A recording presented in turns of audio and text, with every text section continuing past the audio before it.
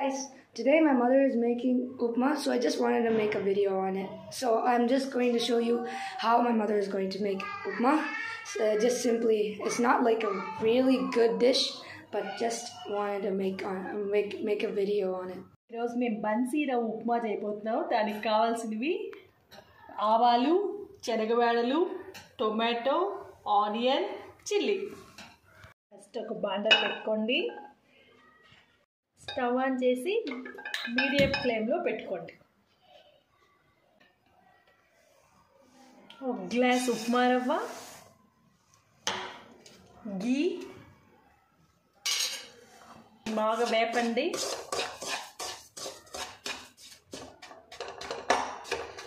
Brown colour వచ్చేంత వరకు వేపుకోవాలి. కలర్ చేంజ్ అయిపోయింది కదా, దీన్ని ఒక ప్లేట్లోకి ట్రాన్స్ఫర్ చేసుకొని మళ్ళీ పొయ్యి మీద పెట్టి ఆయిల్ వేయాలి. Oil 4 spoons. 1 2 3 4. First onion cut చేసుకోవాలి. ఒక టమాటో కట్ చేసుకోవాలి. చిల్లీస్ కట్ చేసుకోవాలి. ఒక 5 చిల్లీస్ అన్నీ చాప్ చేసి ఒక పక్కన పెట్టుకోవాలి. ఆయిల్ హీట్ అయ్యాక ఆవాలు, శనగబేడలు,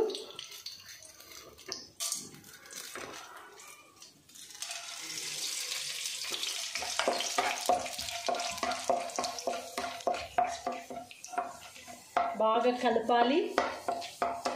శనగబేడలు వేగాక ఆనియన్స్,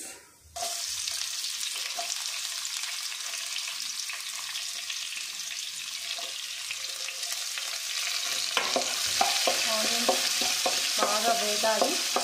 బ్రౌన్ కలర్ వచ్చేదాకా.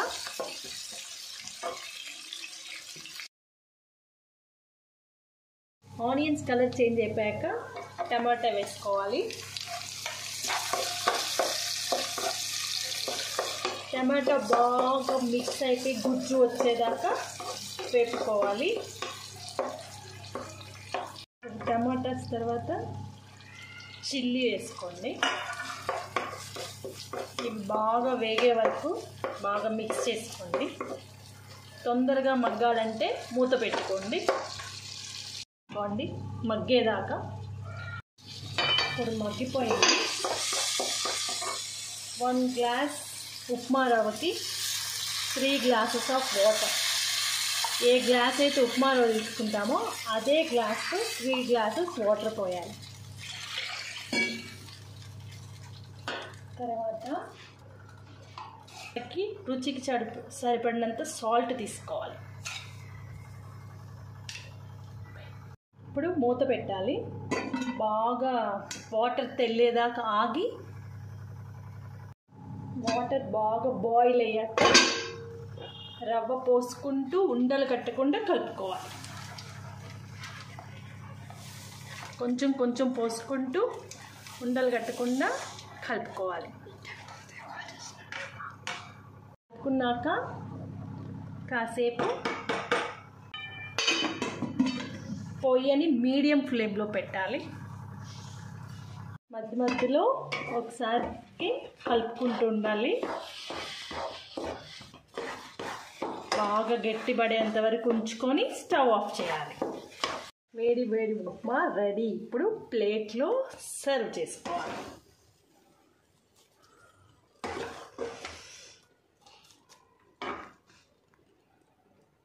Hey guys, now I'm ready to taste the tasty upma. So now let's see how the upma tastes that my mother made. So tasty, so flavorful. I love this upma. It's my favorite dish. Thank you guys.